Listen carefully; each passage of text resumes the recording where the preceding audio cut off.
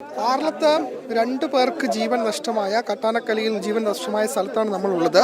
ഇപ്പോൾ ഈ മരിച്ച ലീല, വെള്ളി ഈ 2 പേരുടെ മൃതദേഹം ഇവിടെ ആംബുലൻസിലേക്ക് കൊണ്ട് എത്തിച്ചിട്ടുണ്ട്. ഏതായാലും നാട്ടുകാരുടെ ഭാഗത്ത് നിന്ന് വലിയ പ്രതിഷേധം ഉയരുന്നു എന്നതാണ് ഏറ്റവും പ്രധാനപ്പെട്ട കാര്യം. ഈ പ്രദേശത്തുള്ള ആളുകളുണ്ട്. ചേട്ടാ, നമ്മള് ഇപ്പൊ 2 പേരുടെ മരണം സംഭവിച്ചു അല്ലേ? നിങ്ങൾക്ക് ഇവിടെ എങ്ങനെയാണ് ജീവിക്കുന്നത്? ശരിക്കും നമ്മൾ ദുരിതത്തിലാണ് നമ്മൾ ജീവിക്കുന്നത്. എൻ്റെ വീട് ഇവര് ആനച്ചവിട്ടി കൊന്നില്ലേ, തൊട്ട് മുകളിൽ 2 വീടുണ്ട്. അത് എൻ്റെ വീടും എൻ്റെ ഒരു ചേട്ടൻ്റെ വീടും. നമ്മൾ 2 വീട്ടിലാണ് നിൽക്കുന്നത്. അയാൾക്കാണ് വെളിമണ്ണ സ്കൂളിലാണ് പഠിക്കുന്നത് പിള്ളേര്. എന്നുവെച്ചാൽ അവരെ 8 മണിക്ക് അവരെ കൂട്ടി ഈ ആന ചവിട്ടി കൊന്ന വഴിക്ക് കൂടി എത്രയോ ഈ പ്രാവശ്യം നമ്മൾ ആനയിൽ മുമ്പിൽ രക്ഷപ്പെട്ടെന്നറിയോ. എന്നിട്ട് ഇവര് ഒന്നും കാണുന്നില്ല. അവിടെ ഒന്നും കറണ്ട് ഇല്ല. സ്ഥിരമായിട്ട് ആന ഇറങ്ങുന്ന സ്ഥലമാണ്. ലെസ്റ്റ് ഒന്നും നോക്കണം. ഈ പഞ്ചായത്ത് ഇവർക്കെല്ലാം ഇവിടെ നിൽക്കുന്ന എല്ലാ വ്യക്തികൾക്കും അറിയാം ആന ഇറങ്ങുന്ന സ്ഥലമാണ്. എന്നുവെച്ചാൽ നമുക്ക് മേലെ അതിലൊരു റോഡുണ്ട്, ടാറിങ് റോഡ്. അതിലെ നമ്മൾ ഓട്ടോയ്ക്ക് വരും. ഇതിലെ ഓട്ടോ പോവില്ല. ഇത് നടരാജ വഴിയാണ്. എന്നുവെച്ചാൽ നമ്മളെ സംരക്ഷിക്കാൻ വേണ്ടി അവിടെ വരെ ഒരു കോൺക്രീറ്റ് റോഡ് കൊടുത്തിട്ടുണ്ട്. ഇങ്ങോട്ട് അവര് ഉണ്ടാക്കിയില്ല. ഏത് പഞ്ചായത്തിന്റെ ഒരു കടമയാണ്. പഞ്ചായത്തിനാണോ എന്നാന്ന് അറിയത്തില്ല. അവരെ പാടായി.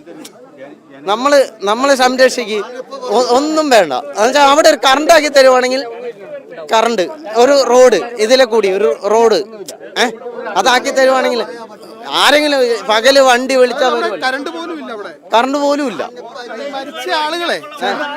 തൊട്ടടുത്തുള്ളവരാണോ? എന്റെ ഈ ഒരു മൂത്തച്ഛനായിട്ട് വരും, എന്റെ മൂത്തപ്പനായിട്ട് വരും. അത് ശരിക്കും ഞാൻ കണ്ടില്ല. അവര് ഈ കശുവണ്ടി ഒന്നില്ല. അവർക്ക് കശുവണ്ടി ഉണ്ട് മേലെ. അവരെ മക്കളെ പറമ്പുണ്ട്. മക്കളെ പറമ്പിന്ന് പോയിട്ട് വന്നതായിരിക്കും. ഏതായാലും വലിയ പ്രതിഷേധം ഇവിടെ ഉയരുന്നുണ്ട് നാട്ടുകാരുടെ ഭാഗത്തുനിന്ന് അടക്കം. മൃതദേഹം ഇപ്പോൾ ഈ ആംബുലൻസിൽ കയറ്റിയിട്ടുണ്ട്. പക്ഷെ ആംബുലൻസ് മുന്നോട്ട് കൊണ്ടുപോകാൻ സമ്മതിക്കില്ല എന്നാണ് അവർ പറയുന്നത്. പ്രത്യേകിച്ചും കളക്ടർ അടക്കം ഇവിടെ എത്തണം എന്നതാണ് അവരുടെ ആവശ്യം.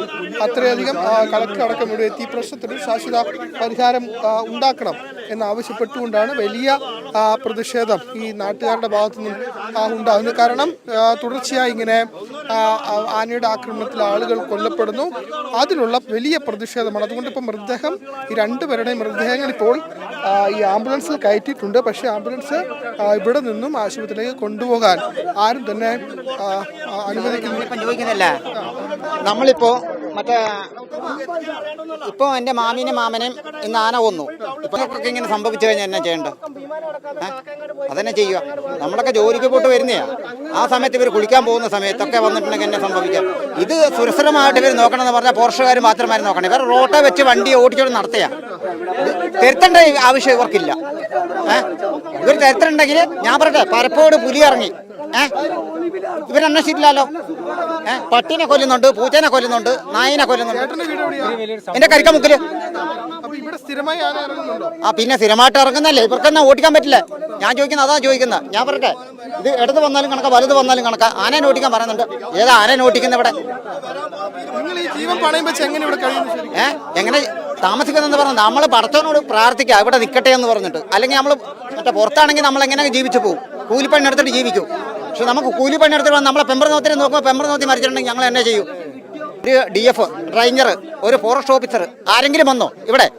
അല്ല ഒരു ജില്ലാ കളക്ടർ ഉണ്ടല്ലോ, നേതാക്കന്മാരുണ്ടല്ലോ. അല്ലേ മറ്റേ ഫോറസ്റ്റ് സർക്കാരിന്റെ പേരിൽ ഉത്തരവാദിത്തപ്പെട്ടവർ കുറേ ഉണ്ട്. അവർക്കെന്നാ വന്ന് നമ്മളെ അന്വേഷണം നടത്തിക്കൂടെ?